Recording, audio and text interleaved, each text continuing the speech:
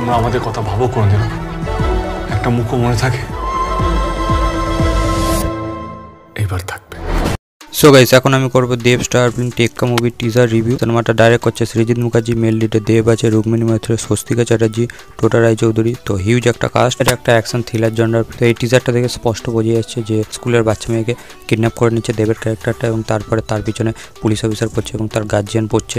তো তারপর একটা অফিস প্রায় হাইজ্যাক করে নিচ্ছে। তো সেখান থেকে এই পুলিশ অফিসার কীভাবে এই বাচ্চা মেয়েটাকে উদ্ধার করবে সেটা নিয়েই পুরো গল্প। তো এটা একটা ওয়ান লোকেশন বেস একটা থ্রিলার ফিল্ম। তো পুরো সিনেমা জুড়ে এই অ্যাপার্টমেন্ট বা ফ্ল্যাটের সিনই আমরা দেখতে পাবো। তো এই টিজারটা দেখে স্পষ্ট বোঝা যাচ্ছে যে দেব প্রফেশনালি যে সে কিডন্যাপার সে তেমনটা নয়, তাকে পরিস্থিতির চাপে পড়ে এমনটা হতে হয়েছে। তার যেমন ডায়লগও রেখেছে, তো ডায়লগ রাইটিংটাও খুবই ভালো হয়েছে। এবং সৃজিত মুখার্জির সিনেমাতে ডায়লগ কিছু ভালো ভালো থাকে যেগুলো টিজার ট্রেলারে খুবই প্রমিসিং লাগে। তো এই টিজারটারও এডিটিং থেকে শুরু করে সেখানে যেরকম ডায়লগের ইউজ সেটা দারুণ লাগছে।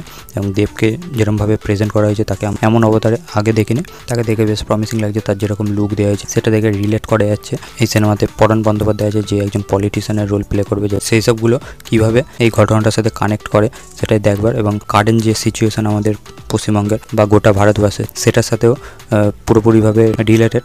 আফটারঅল দেখা যাক মিকাশরা সেটাকে কতটা কনভিন্স হয়েতে দেখাতে পারে। এখানে রুক্মিণী মৈত্রকেও পুরোপুরি সম্পূর্ণ আলাদা একটা রোলে দেখতে পাওয়া যাচ্ছে। লুক দেওয়া হয়েছে বা তার যেরকম বিহেভিয়ার আলাদাই লাগছে। তো সৃজিত মুখার্জির সিনেমাতে প্রত্যেক ক্যারেক্টারই ইম্পর্টেন্স থাকে। তো দেখবার এই সিনেমাতে যে মেন ক্যারেক্টার আছে তাদের কতটা ইম্পর্টেন্স থাকে, টোটা রায়চৌধুরীর কী ইম্পর্টেন্স থাকে সেটা দেখবার।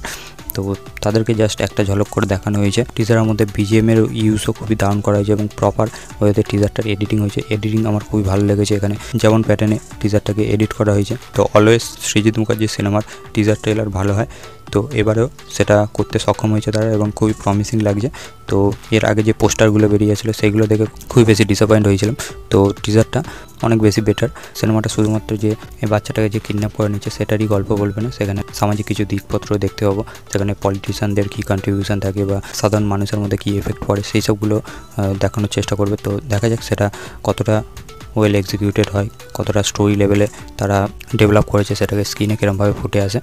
তো আমার ওভারঅল টিজারটা থেকে খুবই বেশি এক্সপেকটেশন বেড়ে গেছে। আফটার দেখা যাক সিনেমাটা যখন ট্রেলার আসবে সেটা কতটা এক্সাইটমেন্ট জাগাতে সক্ষম হয় এবং আফটার সিনেমাটা কতটা ভালো হয় সেটাই দেখবার। তো এটাই আমার ওভারঅল ওপিনিয়ন এই টিজারটা নিয়ে। আপনি যদি দেখে থাকেন আপনার ওপিনিয়ন অবশ্যই কমেন্ট করবেন, আর যদি না দেখে থাকেন অবশ্যই রেকমেন্ড করবো টিজারটা দেখুন। আমার এই ভিডিওটা ভালো লাগলে লাইক করবেন, শেয়ার করবেন, চ্যানেলে নতুন চ্যানেলটাকে সাবস্ক্রাইব করে দিবেন। Till then, by.